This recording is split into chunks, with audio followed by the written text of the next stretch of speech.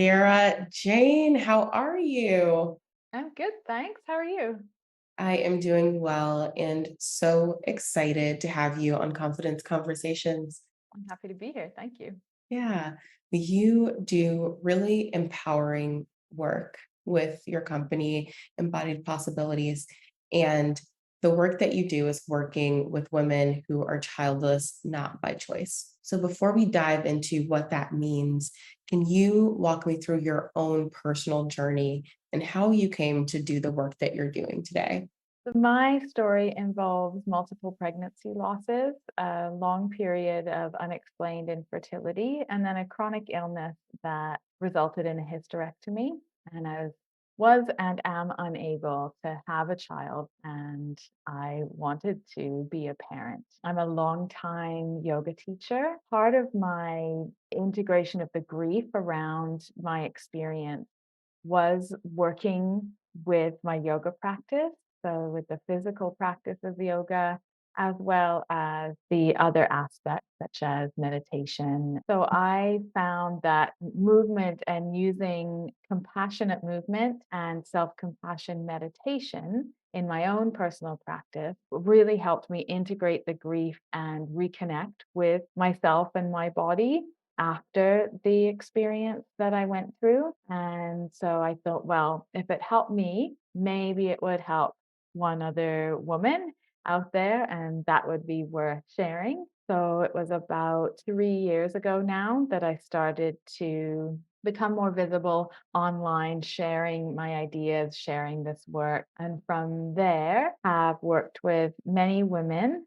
who are also childless, not by choice, through one on one coaching, mindful movement practices, and group programs. It's so meaningful because oftentimes we can see these stories, but don't really understand the impact it has on a personal level and really how individuals like yourself get through it.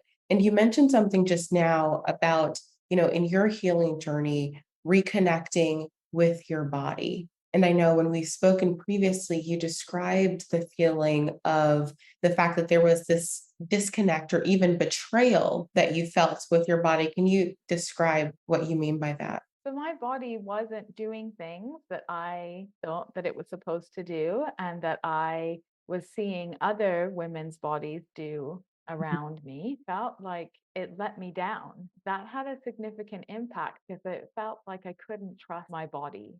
I Mhm. didn't trust my body to follow through. So that was sort of on the betrayal side of it. And the disconnection is a normal nervous system response. It's a way, an innate way that our body knows how to protect ourselves in times of stress, trauma, and disruption. And so after having many pregnancy losses, as well as going through a lot of medical appointments and tests, being sort of prodded and poked and surgeries. And the normal mode of disconnection felt like it got stuck on. Mhm. And so there was that, and that coupled with that betrayal feeling, I felt like I couldn't trust myself. And Mhm. when you're not able to trust yourself, you're also not able to trust other people and trust the world around you because there's a barrier. Mhm. Mhm. And when I realized that, I felt that it was important to spend some time working with nervous system regulation practices to sort of turn that usual normal response off so that Mhm. I could like have access to those normal nervous system responses that go in and out of all of the different states.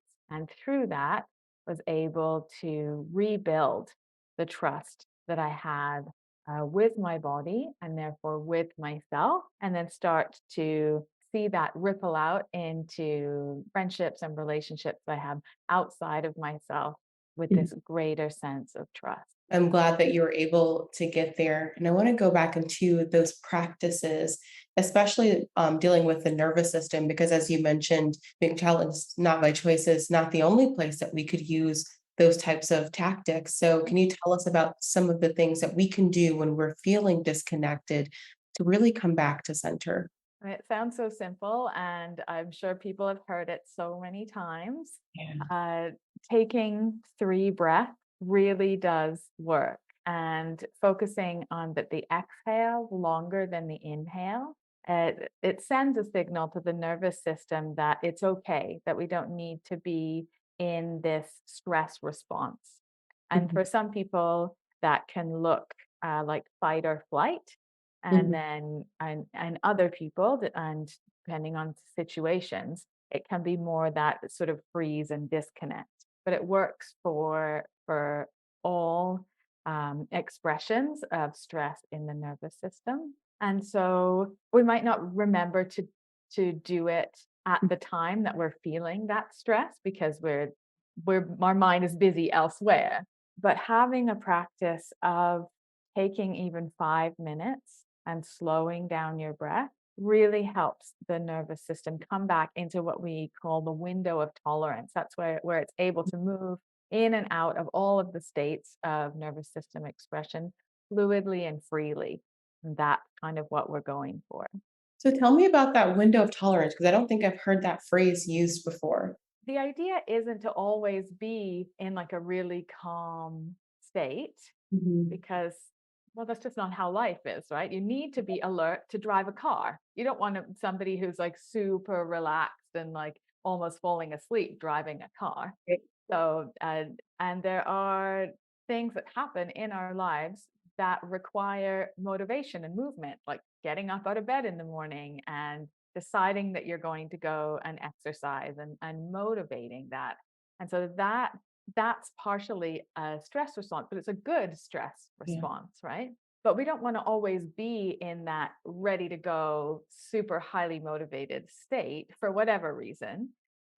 We want to be able to go in and out of calm and then deep rest back towards mobilization and motivation, and then back towards calm and deep rest again, right? So that window of tolerance is where we're moving fluidly through the different states. Oh, I love that. And so you've moved fluidly through your life, right? And really coming to terms with, being able to forge this future that is truly yours, although it's not the path that you thought that you'd be on. So how were you able to reconcile that and really live out this path of authenticity and then give back in such a meaningful way to other women? I'd say that it's not so black and white. There wasn't sort of like a before and then, sort of after and now I'm quote unquote over it. It's Right. more of the recognition that the grief of childlessness in my case, or the grief of any big life changing situation stays with us.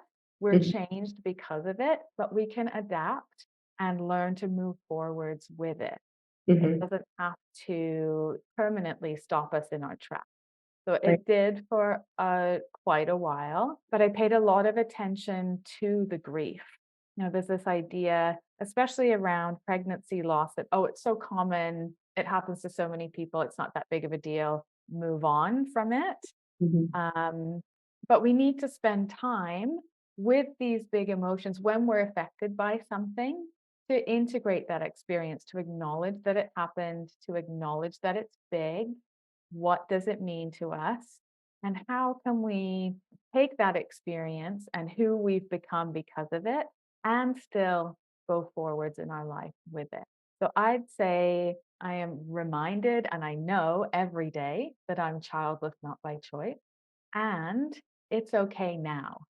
mhm. And so it comes from continually working with grief and exploring what's available to me now in my life that wasn't available before, and what am I really looking for in life. And even though it doesn't involve the children that I wanted, how can I still move forwards to embracing that and making those things happen. Yeah, thank you so much for sharing that. And I think one of the key things that you mentioned there was the act of really integrating the experience that you've gone through. Because so many times when we experience trauma as human beings, you're right. we do just, want to get up and brush it off and keep going. And whether it's that we're told that, oh, that's common, or if it's, that's not that big a deal, I've been through worse, or, whatever it is, there seems to be this push to get over it,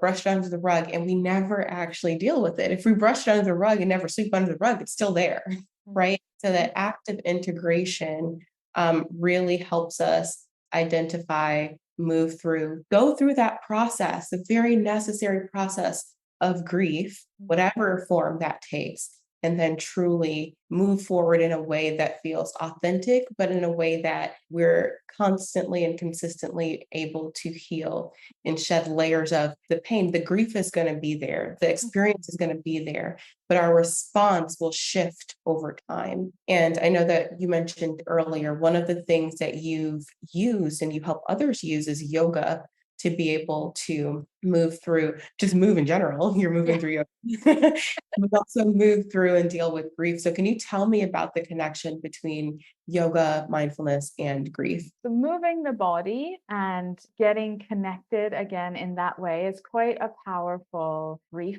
tending practice. Our Mhm. minds are busy. And for those of us who have experienced grief and other types of trauma, it can be very hard to sit still and be quiet and meditate. There's like always things happening in the mind. And again, it's a protection mechanism, one that I'm thankful is there. So how do we meet ourselves where we're at in that? And I've found in my experience and working with others that feels a lot easier and friendlier to access, be with the feelings and the thoughts that are present while there's some gentle movement, Mm, you know? So the style of yoga, so the move I'm talking about the movement practice of yoga that I work with is known as trauma informed yoga. And it's quite different than you might experience at a studio or a gym where you're taking a yoga class.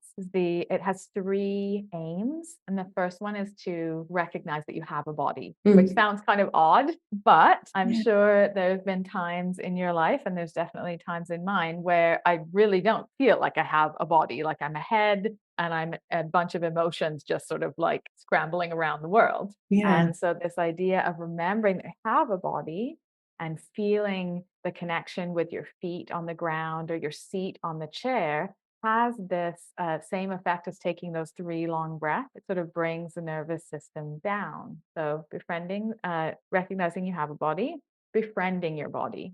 So Mm, the movements aren't done to, create strength or really stretch. They're done in a way where you're being the friendliest that you could possibly be to your body. So you're practicing kindness and friendliness towards yourself, and then using the body as a resource. So that's noticing, okay, when I stand up and I lift the crown of my head up and I have my arms down beside me, what feeling sensations are there in my body? And mhm. then from there, that can take us in lots of different directions to sort of understand where we're at physically as well as emotionally, right? Get that sort of quiet moment so that we can start using the body and the feedback that we're getting from our bodies as a resource. It does, and it's beautiful. I was and, like, as you were talking about it too, I, like, was putting my feet on the ground and, like, pulling my bottom on my chair, and you're like, "You can feel it," and I'm like, "Yeah, I can feel it." Tell me about the effect of doing this over time and how it shifts us both mentally and physically. So physically, with the sense of being more connected Mhm. and having choice. So sometimes I know I've been to yoga classes where all you do is follow the instructions, and that's great. We all need a break from thinking and making decisions and choices and just want to be led in something. In trauma informed yoga, there's lots of choice. So the cueing is even different. So I might say something like, raise your arms to a height that works with your shoulders today. So there's Mm, quite a few things in there, like, okay, well, what height works with my shoulders today? And it might take a few times of lifting your arms up and down to realize, oh, what height does feel really good today? So mhm. you have lots of choice. And in my experience of childlessness, there was a lot of things that I did not have any choice over. And so I felt like having reconnecting with the ability to make small choices helped me integrate that part of the grief and that part of the trauma. And it helped me realize that, okay, I'm here in this situation that I didn't choose, but going forward, there are things that I can make choices about. And it was through the practice of actively making choices that are pretty small decisions. You know, it's not going to affect the rest of your life how high you move your arms above your head any one day, but repeatedly getting into this pattern of realizing that you have choice and then making the choices based on like from a friendly, Mhm. compassionate place really helped me take that agency off the yoga mat and into the rest of my life. That's really powerful. And I think, one of the things when you were describing that exercise of even just lifting your arms to a height that works for your shoulders, I was thinking about like the connection that you would gain with your body, with your physical being in doing something like that and doing it often because we don't think about it unless like we're in pain or like we're working out or something. We're not like physically aware or physically thinking about like the grooves in our hands or like the lines on our face. Like we're not thinking about those things. But we develop this relationship with our bodies and are able to like really become intuitive about our own needs and being so mindful in that practice as well. Yeah, that's a good point that we don't often move around our day thinking about what's the best, kindest position. Mhm. And once this happened with me, and I've heard this same thing from many other people, when you start listening, realizing that we're constantly overriding what the body is saying for other reasons, and in the example of raising your arms above your head, well, everyone else in the group is raising their arms really high up and straight alongside their ears. So even though I have a shoulder injury, I'm going to do it too. And we're sort of overriding what the body is constantly telling us, because we want to do the same thing that other people do. There's this sense of pushing that somehow it would be good for us, but is it? Yeah. You're the only one who would know because what's that's happening in your body. So it's also this opportunity to see where we're overriding ourselves and Mhm. where and how we act is Mhm. actually out of alignment with our values and with our beliefs. And so that too becomes part of the practice of practicing moving and being in a state that aligns with your values and aligns with your beliefs on the mat, so that Mhm. then you can take it outside into the world where it really matters and you have a connection with that way of being. We talk a lot about alignment here, and I want to get your view on why sometimes we live outside of alignment, even after, right, we've recognized, like you gave the example of the shoulder injury. Why do we do that to ourselves, do you think? I think a lot of it has to do with unconscious beliefs that we Mhm. have from society and culture around us about what we should be doing, thinking, and feeling. And so, how, once we've identified that we've, fallen victim to that mindset, right, how do we move out of it? Hmm.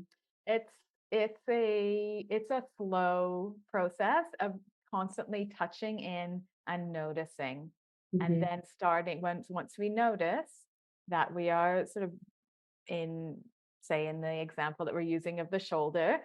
Oh yeah, when I raise my arm all the way up, it does hurt my shoulder.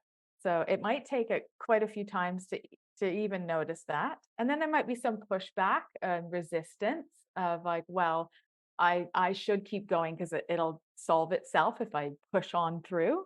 Mhm. And then we might come to the place of like, okay, well, I've tried that, it's not happening, so I'm now going to adjust. So I'd say that it's a slow, consistent approach to Mhm. noticing where we are in, where we go out, and constantly making the adjustments, and always with kindness and Yeah. curiosity, you know.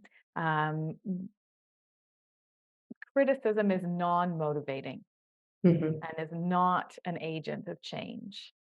So, and there's so many different things happening in our lives all the time, right? And so we have to make adjustments. We have to be kind with ourselves and give ourselves enough space and time to slowly make these changes towards living in alignment and slowly changing our beliefs.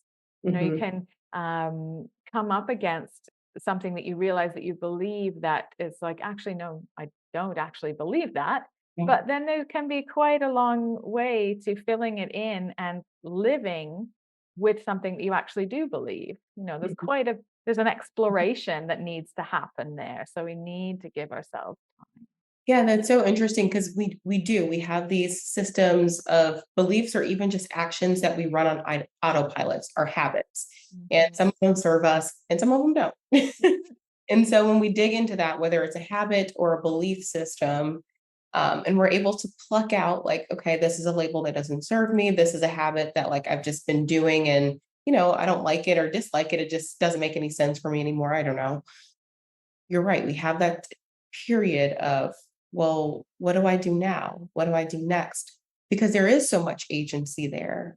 Like once we're going through this practice of mindfulness, we realize how much power we actually have over our own beings. And I think that that is really invigorating and an empowering thing to realize, but also it can be intimidating to know how much choice you have and how much power you can exercise over your life. So, how do you kind of navigate that? That's a big question. Yeah, right. Yeah, I think small, consistent practice Mhm, and action, sort of looking at, you talked about habits and beliefs, and beliefs often inform habit. And mhm, so it can be a good way to deconstruct, to start looking at habits and sort of thinking, oh, where does that habit come from? What belief informs that habit? And sort of dismantling things that yeah. way, I find is helpful. We're looking at like how do we like own that power, right? Oh, Without right. becoming intimidated by it. Yeah. So I notice for myself, it feels great sometimes to know like we have one life and I could literally do, within reason and limits of the law, like, whatever I want in my life. Like you can do whatever you want. And that's crazy, like Mhm. crazy to think about. But then if you think about it too long, it's like, holy crap, is Yeah. what I'm doing right now aligned with what I actually want to be doing? Yes. Yeah, I think it's all about balance. Mm, There's some things that we have to do, that we wouldn't necessarily choose, like housekeeping and the doing the dishes and all that kind of stuff. But when something excites you, that's mhm, a signal, it's like a little spark to go towards it. So that's what I think we can exercise a lot of that agency and moving towards more mindful living is to really notice those things that we're drawn to mhm. and try and go towards them. Yeah. And thinking about things that you're drawn to, Sarah, what brings you joy? My dog and Yeah. dogs in general. I love being in big groups of dogs. Yeah. That's just they're so fun and playful, and being with them in the woods. I live in a rural place, and so I'm very fortunate to have access to hiking trails that are in the woods. I love being out on the ocean, kayaking. I Yeah. love gardening. So being outside is a real source of joy for me, as well as having authentic connection and conversations with people. Mhm. And a big part of my healing journey is by connecting with other people who are childless, not by choice, really seeing that I am one of so many people. Mhm. My experience of coming to being childless, not by choice, was very isolating. Mhm. Know anybody else who had gone through the same thing? Um, I realized later and found out later when I started talking about it more, I actually knew lots of people, Mhm. Mhm. but it's something that we don't talk about. There's a lot of shame and feeling of personal failing. And nobody wants to go around talking about something that they feel is a personal failure or is connected to a lot of shame. So connecting with others really does bring me joy. And it doesn't bring me joy that the reason we're connecting is over something so heartbreaking, Mhm. but to know that there are other people out there living amazingly rich, meaningful lives who are also childless, not by choice, allows me to see what's possible and to work with women in that capacity Yeah. is also a sense of and a sparks a lot of joy too, because helping somebody from deep grief through integration and then toward opening up to what's possible is incredibly inspiring. Yes. I think, there's so much power in our voices and using our mouth and communicating and community, right? And it's like the power of our speech and to be able to tell our story is like this key that unlocks this world of infinite potential. You have potential of connection, you have the potential of personal liberation because you've been holding this thing inside of you that you finally say, like, I can get rid of this. I don't have to hold it in this way anymore. And so I love that you found that community, but have also built a community now Mm, where you're doing that for other women. And a part of what you help them work through is connecting with themselves, connecting with each other, but also taking that weight off of your shoulders that didn't belong there in the first place of the guilt and the shame. How can people begin to, I don't even want to say forgive yourself, but like relieve yourself of like guilt and shame that is not yours to bear in the first place? mhm. I'd say seeking out others who have experienced something along the lines of what you have, Mhm. because in hearing other people's stories, you realize that no, it's not a personal failing. You didn't do anything wrong. Um, I have no idea why these things happen, but they Yeah, do. And I find there's immense comfort in community. yeah. So switching gears a little bit, tell me about your journey to personal confidence. Mhm. It's really about what you were just saying, that about my using my voice, speaking up. I didn't speak about my experiences for a really long time, and people often ask. It's very common when you meet somebody new to ask about kids, right? Mhm. Like, oh, do you have kids, or how many kids do you have, or people talk about kids. Yeah. Uh, And so that would really be the only time that I would talk about it. And it was so triggering to be asked because all of the feelings that I had like pushed aside and shoved down would come up and Right. out in a situation where somebody was just trying to make conversation. Mhm. I don't I don't ask people if they have children because I know that it's triggering, and it would be nice if there are other things to talk about that Yeah. Yeah. that people asked about. But I understand that many people do have kids and that they want to talk about them. Mhm. So I was sort of often in that situation where the only time I'd speak about it, it would be at a Mhm. triggering time or event. And I realized that that's not good. That's not good for me. Um, so I need to be able to talk about it. So finding people who had the capacity to hear what I had to say, um, and and that's not necessarily easy. You think, oh well, my partner or my parent or my friend, but it's not necessarily. They Mhm. don't necessarily have the capacity to hear you. So finding somebody or people, it can even be a counselor or a therapist that has the capacity to hear you, and then finding a community that can also hear you as well. So that for me was huge because Yeah. now I can speak about it and I don't feel that. that sense of guilt and Mhm. shame, because I know through connecting with others and through exploring my actual feelings and what actually happened, that there's no room for guilt and shame. Yeah. And it's such a beautiful, beautiful process to go through. Because I think sometimes at some level we do realize that like I didn't do anything wrong, but there's still this like nervousness or like apprehension to share because people will think less of us or whatever it is, Totally. whatever those thoughts are in between that. Mhm. Mhm. Um, and once we're able to like not even liberate ourselves of the thought, because like sometimes the thought's going to be there, but just like do it, just go out there and like do it, like knee jerk reaction, just like, find the appropriate place and audience, but like tell your story.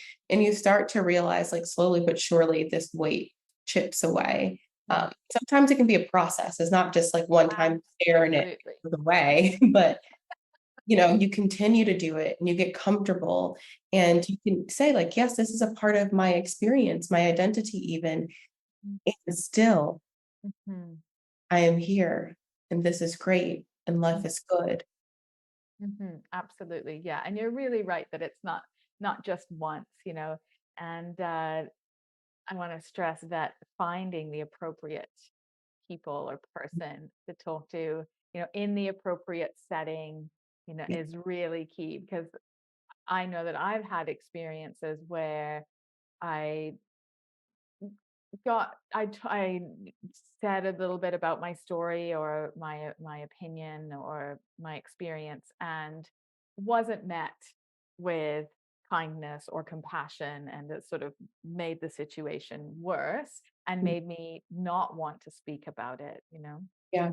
So while it would be really great if everybody had the capacity to actively listen and reply with compassion and kindness, I think uh, it's it's ultimately the kindest to ourselves to discern before sharing who might be able to actually hear me. Yeah, I couldn't agree more. And so before we wrap, I want to know, we talked about your journey to confidence, but what does confidence mean to you? Confidence means being able to be out in the world and share my story and try new things without the a fear of those feelings of failure coming Mhm. back. So knowing that I can explore, I can be curious, I can be kind and open. That's where my confidence comes from. Oh, I love that. Any final words of wisdom you have for us? Find your people. Mm, That's mhm. really it's key. They might not be the people around you, they might be internet friends, but they can open up a whole world. Yeah, well, that's beautiful. And I'm glad that we met through the internet. Thank you so much, Sarah Jane, for being on Confidence Conversations. This is great. Thank you so much.